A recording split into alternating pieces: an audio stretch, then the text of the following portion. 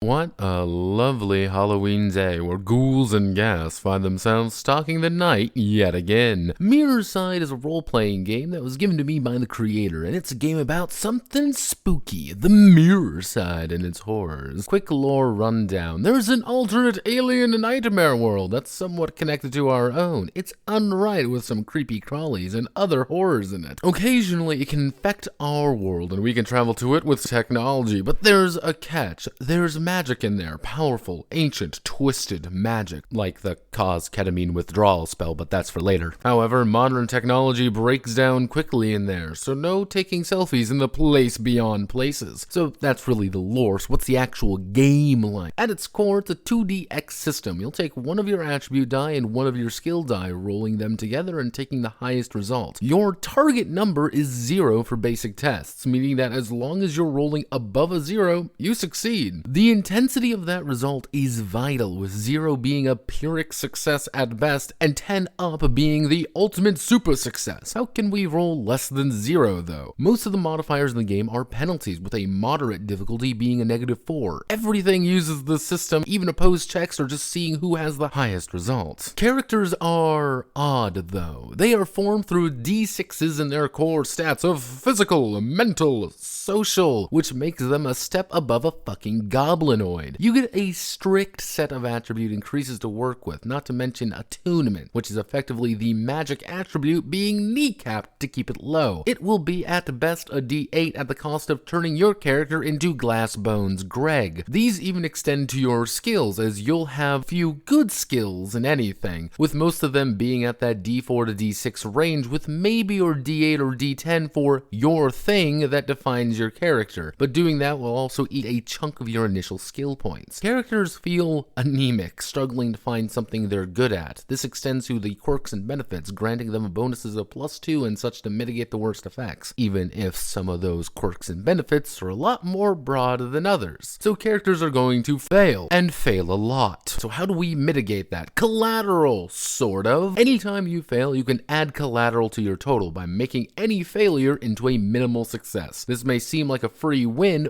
but collateral will eat your fucking soul at the end of the session by placing burdens upon the character as well as other problems. The main thing you need to do is vent it with drama scenes, or not. Keeping this all held together is the pulse system, a slowly filling gauge of dread that keeps the characters on their toes. When things get scary, it increases. When players quip all the time, it goes down, increasing the tension levels to hurt you sometimes. Or it'll grant small bonuses, ignore damage, and have it set other modifiers to a scene. That's it, sadly. Myrrorside isn't bad, just a self-admitted V3 beta with some strange ideas in it. Characters feel underbaked, being genuinely terrible at most things. A D2 in a skill or attribute seems to be useless in all but the most dire circumstances, but also eats into your very limited options. Even magic requires a lot of build-up to use, which feels like half of the spells will auto-fail unless a character invests heavily into the cause poverty spell to mitigate that -6 or -10 penalty. But the idea of a horror miniseries isn't bad. Get in, get out, and rock and roll for some kind of extreme threat. But that miniseries aspect is also an issue, as you never feel like you have a large amount of time to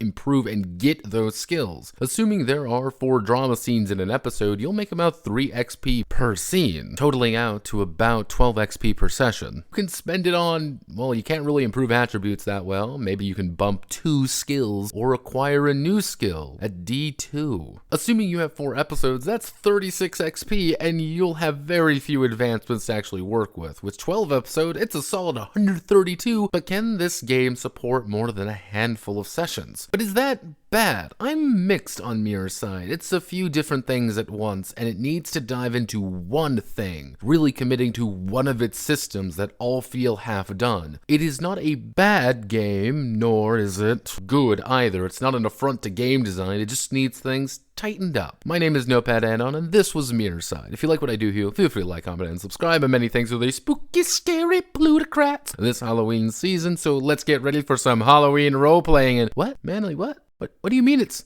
damn it!